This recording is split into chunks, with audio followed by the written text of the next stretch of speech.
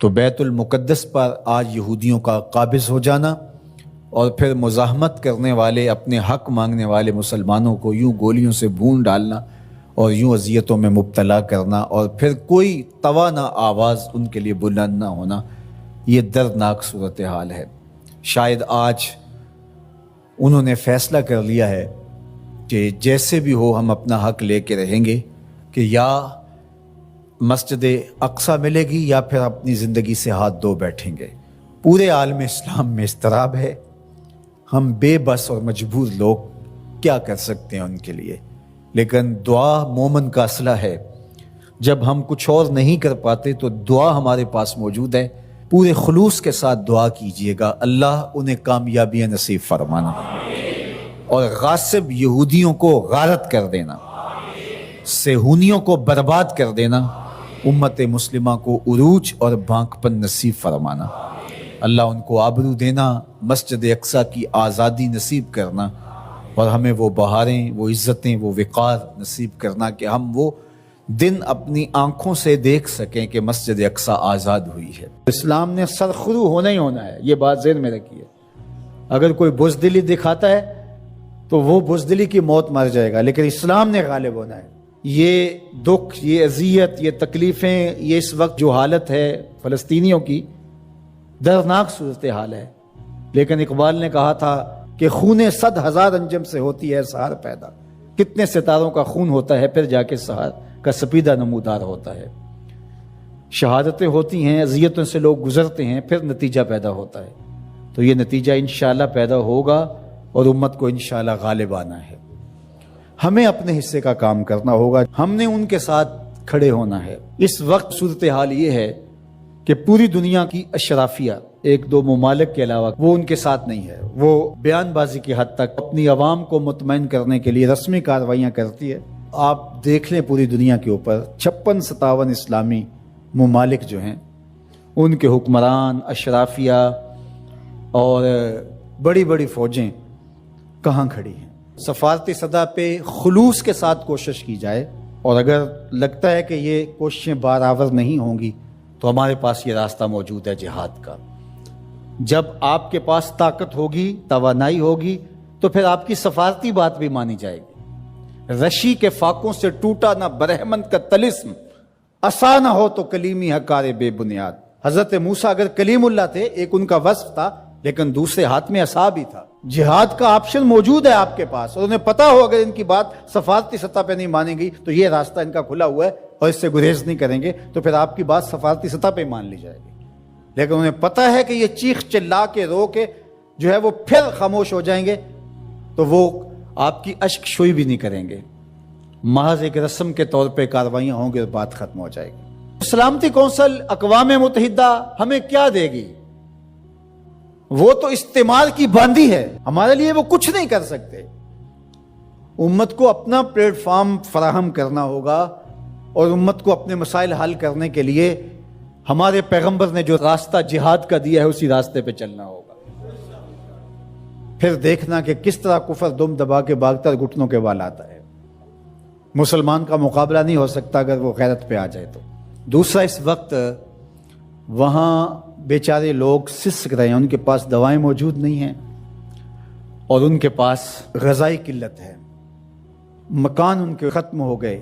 اقوام متحدہ کی رپورٹ کے مطابق 52,000 لوگ بے گھر ہو گئے، اور کہیں اس سے زیادہ لوگ بے گھر ہوئے ہیں، یہ تو ان کی رپورٹ ہے۔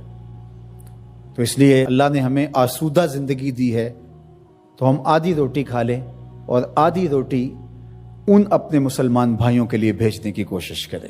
الحمدللہ ہم نے ادارۃ المصطفیٰ کے تحت وہاں کام کا آغاز کیا ہے۔ اگر کوئی ہمارے پہ اعتماد کرنا چاہے تو ہم بھی اس خدمت کے لیے حاضر ہیں، اور انشاءاللہ آج سے وہاں غزہ کے اندر اللہ کی توفیق سے کام کا آغاز ہو گیا ہے ان کی نصرت اور اعانت کے لیے۔ باقی مختلف ذرائع ہیں، ان کے ذریعے سے آپ جو ہے وہ ان کی مدد کر سکتے ہیں۔ آپ کو اطمینان ہو جہاں تو یہ کام کرنے کا ہے۔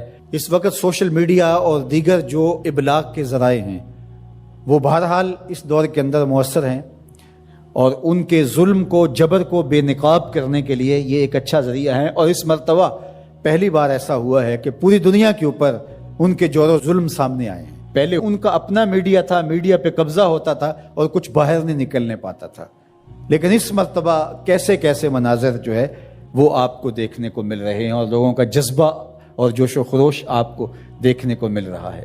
تو ہمارے پاس جو بھی ٹولز ہوں ان کے ذریعے سے ہم ان کی آواز کو پوری دنیا کے اوپر پہنچائیں، یہ ہمارا کام ہے جو ہمیں ہر صورت کرنا چاہیے۔